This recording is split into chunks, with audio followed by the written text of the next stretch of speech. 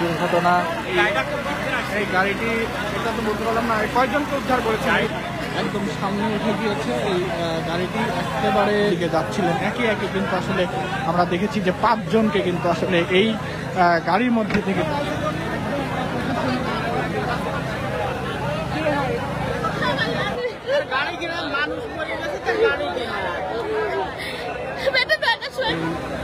গাড়ি কিন্তু আসলে ঢাকা থেকে কিন্তু বাড়িতে আসছেন। আপনারা দেখতে পাচ্ছেন যে একটি দুর্ঘটনার ফলে কিন্তু আসলে গাড়িতে থাকা সবাই কিন্তু আসলে আটকে যায়, দুমড়ে মুচড়ে যায়।